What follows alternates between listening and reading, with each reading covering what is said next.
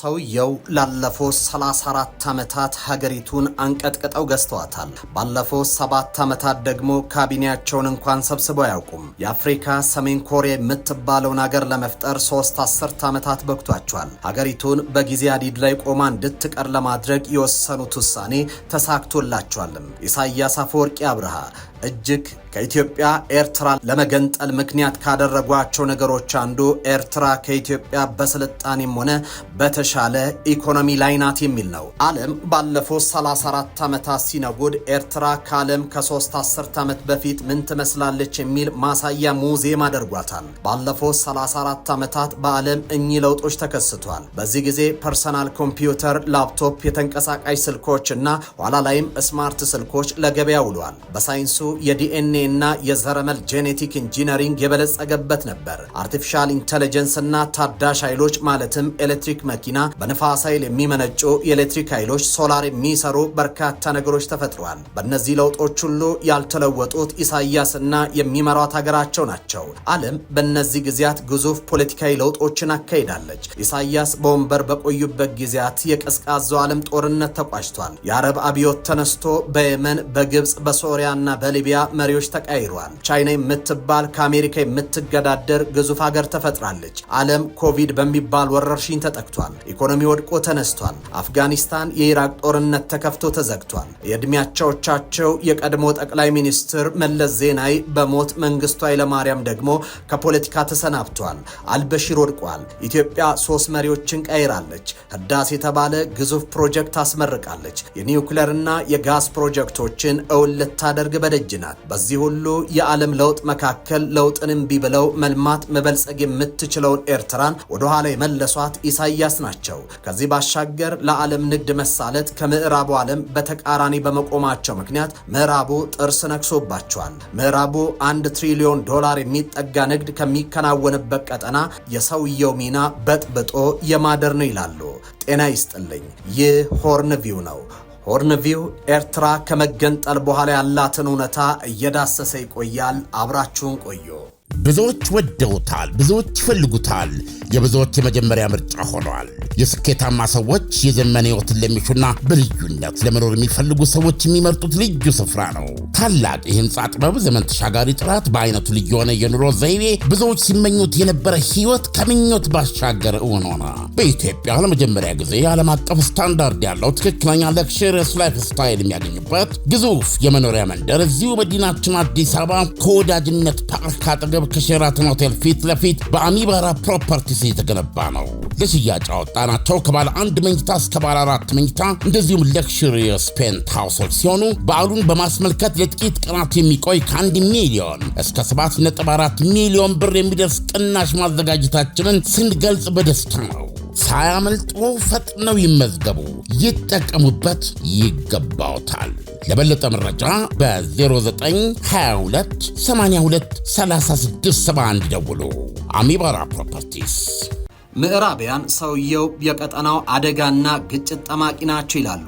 12 በመቶ የዓለም ንግድ በሚዘዋወርበት ቀጠና አደጋ ናቸው ብለው ያምናሉ። እርግጥ ከሀገራቱ በዘለለ ኢሳያስን የአፍሪካ መሪዎች ሳይቀር በርካቶች አይን ላፈር ብለው ይጠሏቸዋል። ኤርትራ የዓለም ጭራ አድርጓታል ሲሉ በብዙ ይወቅሷቸዋል። ሰሜናዊት እንቁ የተባለችን ሀገር ቢራና ዳቦ በራሽን የሚሸጥባት ኋላ ቀር ሀገር አድርጓታል ሲሉ ነቀፌታን ያነሱባቸዋል። ቂመኛ ናቸው። የጠሉትን አካል ጉድጓድ ምሰው አፈር እስኪያለብሱ ድረስ ተኝተው የማያድሩ ሲሉ በብዙ ይወርፏቸዋል። በተንኳሽ ባህሪያቸው የሚጠሏቸው ቀላል አይደሉም። ከየመን በሃኒሽ ደሴቶች ምክንያት የተቋሰሉ፣ ከኢትዮጵያ በባድመ ከሱዳንና ጅቡቲ በድንበር ጉዳይ እሰጥ አገባ የተጋቡ፣ ከኬንያ ጋር በሶማሊያ ጉዳይ የተኳረፉ የቀጠናው በጥባጭ ይሏቸዋል። ምዕራቢያን የሰውየው ረባሽ ባህሪ ወደ ሌሎች ሀገራት ይጋባል በሚል ይሰጋሉ። አልፎም ኢጋድን የመሰለ ጠንካራ ቀጠናዊ ድርጅት አፍርሰው የጣሊያን ንክኪ ያላቸው ኢትዮጵያን ኤርትራን ያዋቀረ አዲስ ህብረት በአፍሪካ ቀንድ ላይ ሊያዋልዱ ነው በሚል ይከሷቸዋል። ነገር ግን ጥቂት ደጋፊዎቻቸው ሰውየው በብርቱ ይወዷቸዋል። የነጻነት አባት ይሏቸዋል። ነገር ግን ኢሳያስ ኤርትራን የአፍሪካ ሰሜን ኮሪያ ያደርጓታል። ተንታኞች ሰውየው አጥፊ ናቸው ይላሉ። የእርሱ ትልቁ ድክመት የኤርትራ ብሔርተኝነትን ለማስረጽ የሚሻው በኢትዮጵያ ጥላቻ ላይ መሆኑ ነው። ኤርትራ ምንም አይነት ሀገራዊ ስሜት ቢኖራት ከኢትዮጵያ ጋር ተቃርና ዘላቂ ሰላምና አስተማማኝ ጸጥታ ሊኖራት አይችልም። ይህም በኤርትራ ማህበራዊና ምጣኔ ሀብታዊ መሻሻልን ለማምጣት አያስችልም። ሄዶ ሄዶ የኤርትራ ነጻነት ዋጋ ቢስ ያደርጓል። ኢሳያስ ይህንን መሰረታዊ ችግር ለመቋቋም የሚያስበው በጀብደኝነት ይመስላል። ኤርትራ ከነጻነት ከሰቆቃ በቀር ያላተረፈችውም በዚህ ምክንያት ነው። ለመሆኑ አሜሪካና ኢትዮጵያ ኢሳያስን ለምን ያስወግዳሉ ለሚለው ተንታኞች አንደኛው በዓለም ንግድ ላይ እንዲሁም ከምዕራባውያን ጥቅም በተቃራኒ የቆሙ በመሆናቸው ነው ይላሉ።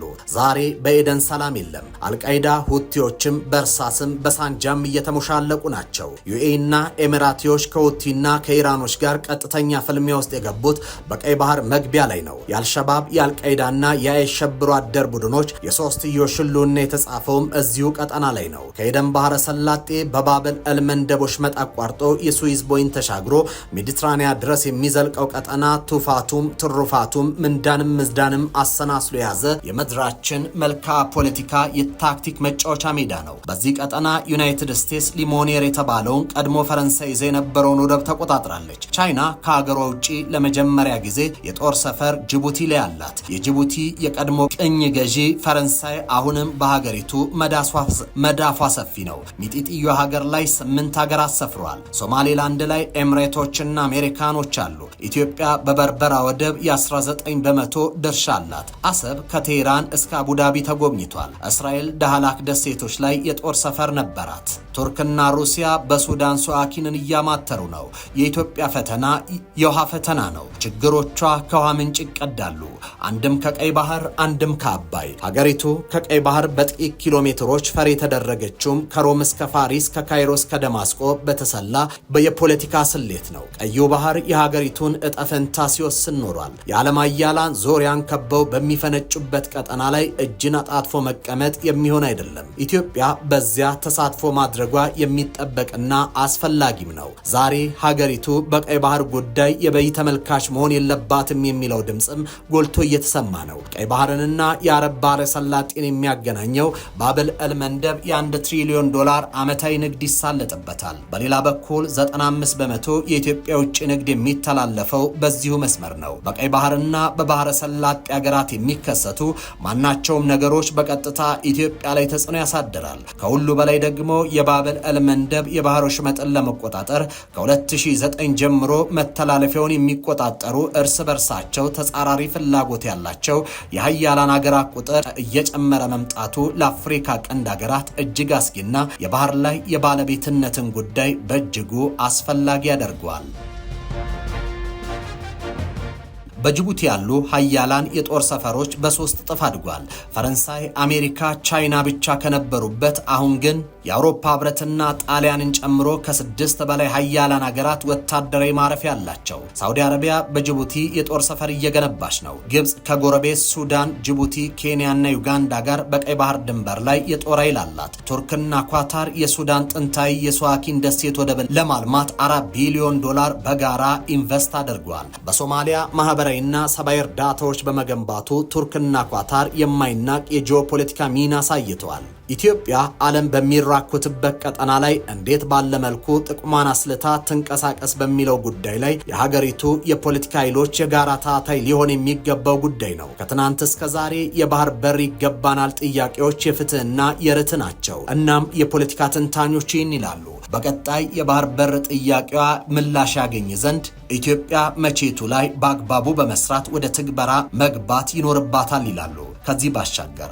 ተንታኞች ምዕራቡ የጠላቸውንና ለቀጠናው ሰላም አደጋ የሆኑትን ኢሳያስ አፈወርቂን ለማስወገድ ከምዕራባውያኑ ጋር በጋራ ልትሰራ ይገባታል ሲሉ ያሳስባል። ብዙዎች ወደውታል፣ ብዙዎች ይፈልጉታል።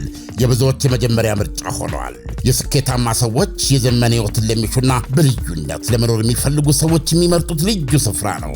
ታላቅ የህንፃ ጥበብ፣ ዘመን ተሻጋሪ ጥራት፣ በአይነቱ ልዩ የሆነ የኑሮ ዘይቤ፣ ብዙዎች ሲመኙት የነበረ ሕይወት ከምኞት ባሻገር እውን ሆነ። በኢትዮጵያ ለመጀመሪያ ጊዜ ዓለም አቀፍ ስታንዳርድ ያለው ትክክለኛ ለክሽርስ ላይፍ ስታይል የሚያገኙበት ግዙፍ የመኖሪያ መንደር እዚሁ መዲናችን አዲስ አበባ ከወዳጅነት ፓርክ አጠገብ ከሼራተን ሆቴል ፊት ለፊት በአሚባራ ፕሮፐርቲስ የተገነባ ነው። ለሽያጭ አወጣናቸው ከባለ አንድ መኝታ እስከ ባለ 4 መኝታ እንደዚሁም ለክሽሪየስ ፔንት ሃውሶች ሲሆኑ በዓሉን በማስመልከት ለጥቂት ቀናት የሚቆይ ከ1 ሚሊዮን እስከ 7.4 ሚሊዮን ብር የሚደርስ ቅናሽ ማዘጋጀታችንን ስንገልጽ በደስታ ነው። ሳያመልጡ ፈጥነው ይመዝገቡ፣ ይጠቀሙበት፣ ይገባውታል። ለበለጠ መረጃ በ0922 82 3671 ደውሉ። አሚባራ ፕሮፐርቲስ